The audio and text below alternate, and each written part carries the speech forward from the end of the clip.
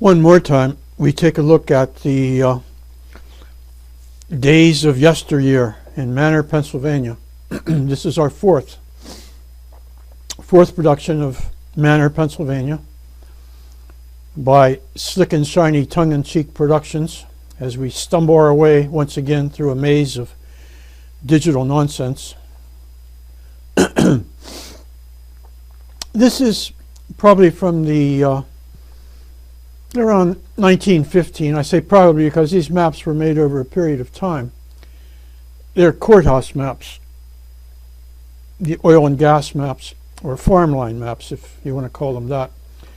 The red lines are the railroads. This railroad going up the valley to Claridge was put in about 1885. And that's about the same year that a mine was opened right here, right above Manor. It became known as the Jimtown Mine. And don't ask me why, I don't know. Maybe somebody knows that. Looking at Manor, this is where the railroad was going up, the Manor Valley Branch Railroad. This was the main line down here. This was the place where the branch took off, right down here. And next thing we'll see will be company houses. Westmoreland Coal Company houses. These were duplexes built by the coal company to house workers. Those houses were along the road going down this way. Our view is looking south. We're looking down upon what was once a coal mine. There was a coal mine in this area, and there were coke ovens running down through here. And you see junkyard over here. For some reason, I've noticed the junkyards and old abandoned mines often go together. Have you ever noticed that?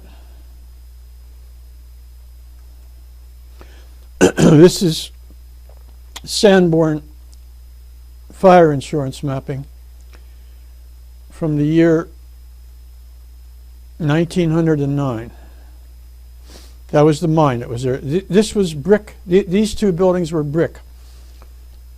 And there were 6 boilers in there providing steam that ran generators over here. The steam engines which turned generators. This was they were making their own electricity for the mine. This was the tipple, and right at this point was the what you might call the cages or the head frame. That's where they had a shaft that went down into the mine, more than 200 feet down. There was also a entrance called a slope entrance, which you could walk into. That's where the men and the mules went in and came out. And the coal came out by this arrangement right here. They come out the shaft. Now this is something totally unusual. This is what happens when you ask Google Earth to give you a view of something that they don't have a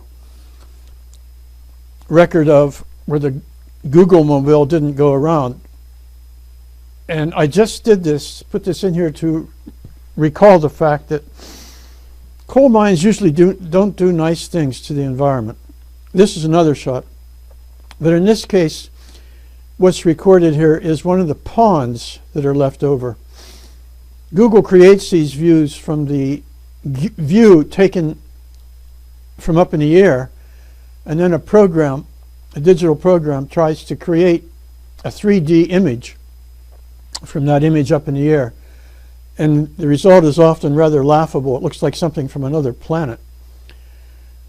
But these little pools or ponds, which are nice for the kids in the wintertime, were there for the coke operation. When you make coke out of coal, there's a lot of water required, and you often find a dam or pools, ponds, where there was a coking operation, because making coke required a lot of water, usually to quench the fire when you open the ovens up. You wanted to put the fire out so you could get the coke out. This was 1938 from an airplane, looking down upon what was the mine. This was the mine here. Coke ovens going down this way. These were company houses up here. Now we get a look at some of the coke ovens. Coke oven Mike did these for us. And Mike has done a lot of things in addition to coke ovens. He's done a lot of exploring around southwestern PA, and his adventures have given us a lot of images of the territory and early industry. And if you're interested, you could go to Google and just type in Coke Oven Mike's blog spot, and that'll direct you to where you can find some of Mike's adventures.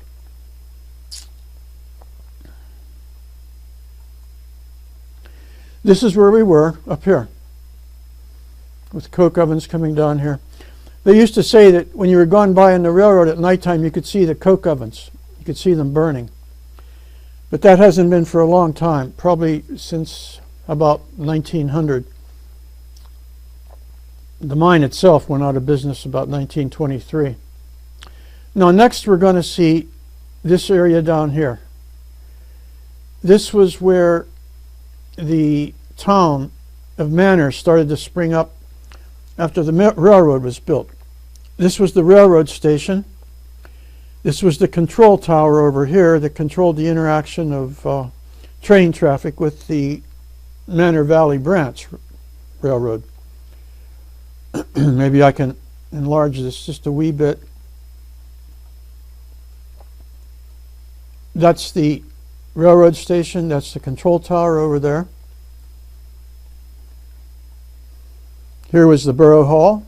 This was a lockup, a couple cells. This was surprising. In 1909, this was called Electric Theater. It was a movie house. Down in the corner here was a sausage factory. Up here was something that'll show up as we move along. And I said something, it'll show up. This is the back of that structure that I said it'll show up. And then over here is a train station. And this is a control tower. Now, when you look at this, it just does come across as a lot of visual jumble, you know. So I worked on it. I tried to make it a bit more understandable. This being the back of that house that we'll see the front of. This was the railroad station, no longer there. And this is the control tower, which is no longer there.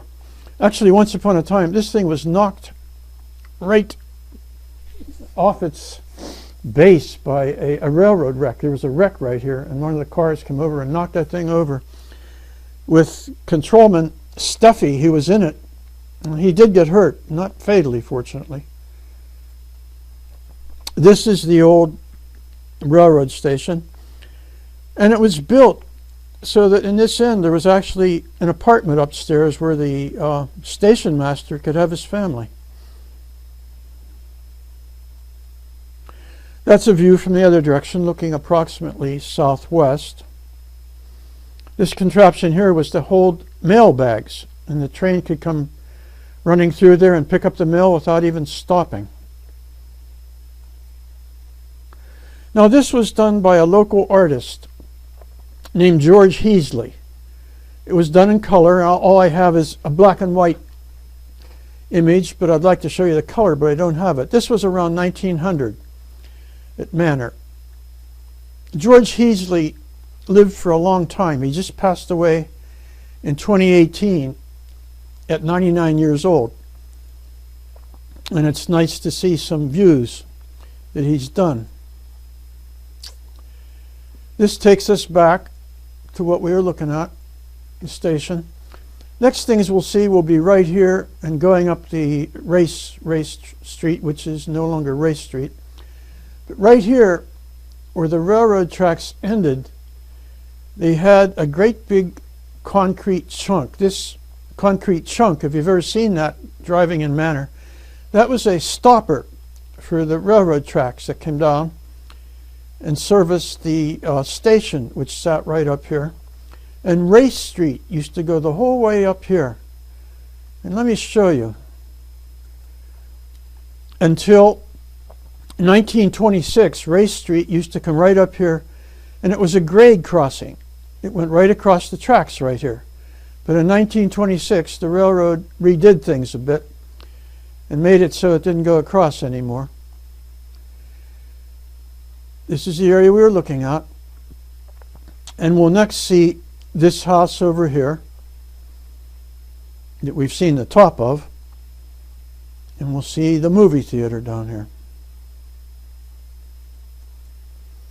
That's that house that we saw the top of previously. It was right across the road from the railroad station.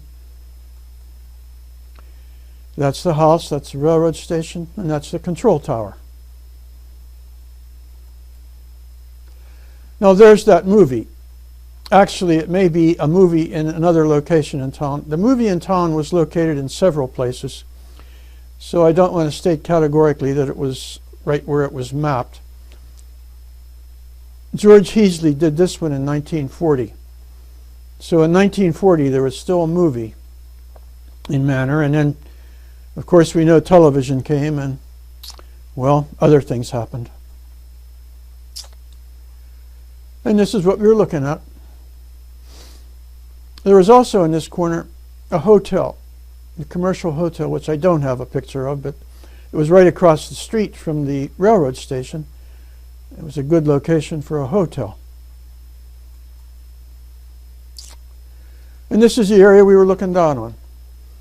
The railroad station used to sit right in here. Control tower was out this way. That's the building that we saw a picture of that used to sit across the road here. The movie was down this way.